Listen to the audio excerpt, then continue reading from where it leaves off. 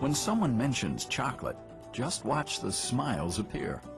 This magical food, shared and enjoyed to celebrate our happiest occasions, has held a special place in our lives for more than 2,000 years. Even scientists refer to it as Theobroma cacao, the food of the gods.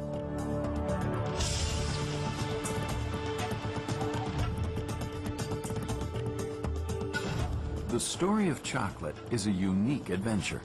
It begins deep in the tropical forest, travels through the sacred rituals of the Aztecs and the intrigue of European royalty, and emerges into our modern popular culture. It's a journey filled with magic, mystery, and art.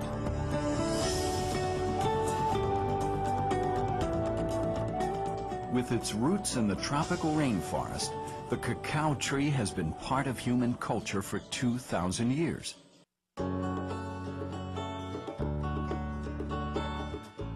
All chocolate begins with cocoa beans, the fruit of the cacao tree.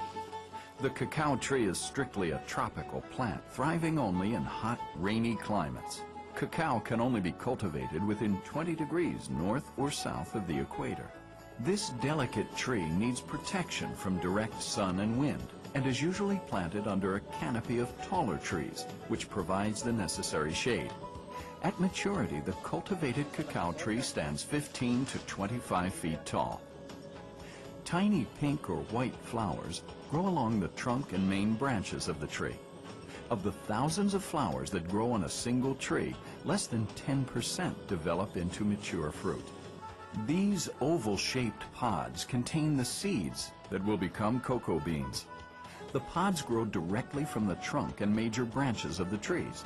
At first, the pods are green or maroon in color.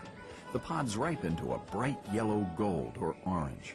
After harvesting, the pods are split open, and about 50 light yellow-colored seeds are scooped out, along with a sugary gelatin-like pulp, and placed in sturdy sacks or other containers. The gathered seeds and pulp are left to ferment for about 5 days. The seeds undergo biochemical changes during this time. Flavor develops, bitterness subsides, and the light yellow seeds turn a rich shade of brown. Once fermented, the cacao seeds become cocoa beans, and they begin to develop the familiar flavor and aroma of cocoa. Like any moisture-filled fruit, the beans must be dried to be preserved. Spread on racks or mats, the beans are turned frequently during this 5 to 7 day process. This can be done on the farm or at a processing plant. The dried beans, now called raw cocoa, are bagged, taken to market, and shipped to chocolate manufacturers worldwide.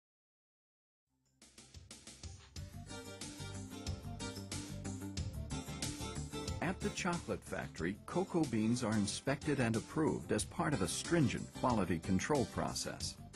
All incoming raw materials must be tested before they enter the manufacturing facility to make sure that only wholesome, high-quality ingredients are used to make chocolate.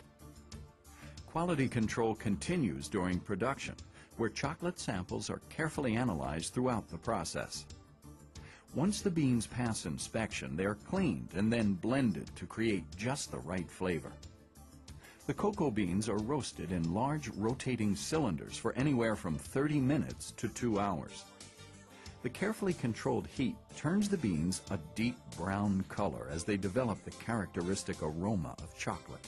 As soon as the roasted beans have cooled, a machine removes the shells, leaving only the inner part of the cocoa bean. These bits of cracked beans, called nibs, are now ready for processing. The nibs are conveyed to grinding mills, where they are crushed between a series of heavy steel rollers or grinding stones.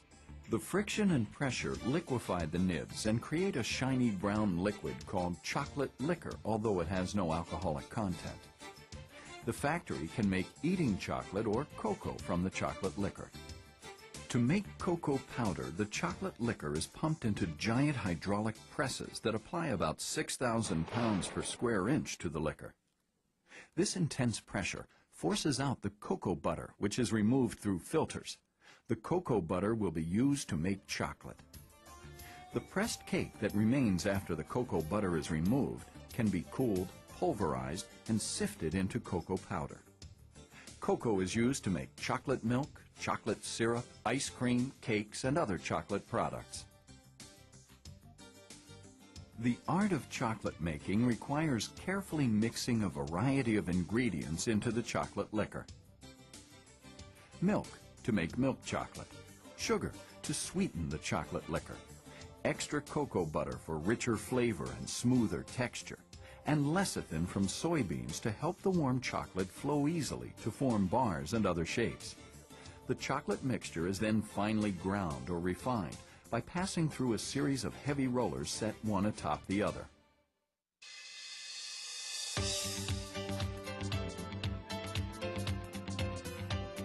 Conching is a flavor development process that can last a few hours to several days, depending upon the desired outcome. Heavy rollers swirl continuously through the mixture, kneading the chocolate, developing the complex flavors, and making the chocolate velvety smooth. After conching, the mixture is tempered, a process of carefully cooling the mixture while constantly stirring it.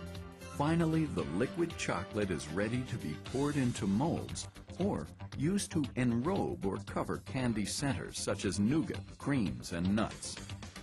The molded or enrobed chocolate products travel through a cooling chamber and then are ready for wrapping and shipment to distributors and retail stores across the country.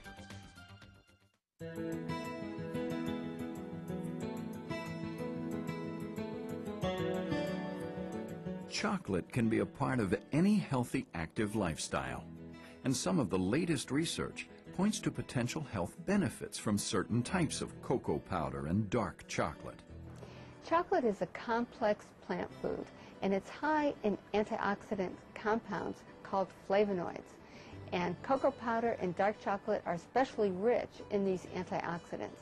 These antioxidants may have protective effects against certain diseases, including heart disease.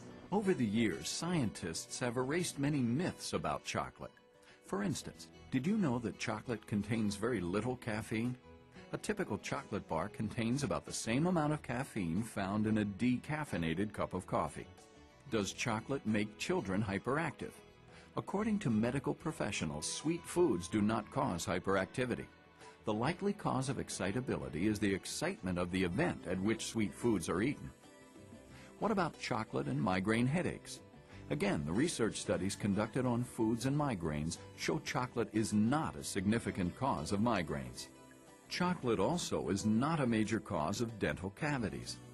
All foods that contain starch or sugar, including everything from cookies and pretzels to cereal and bread, have the potential to cause cavities. In fact, dental research shows that the naturally occurring vegetable fat in chocolate allows it to clear the teeth faster than other foods, making it less likely to stay in contact with the teeth and cause decay. Chocolate's a fun food, and it certainly can fit into any healthy diet and lifestyle, eaten in moderation. There are no good foods nor bad foods. It's the overall diet that's important. Equally important is physical activity to help us burn the calories we consume and maintain a healthy weight.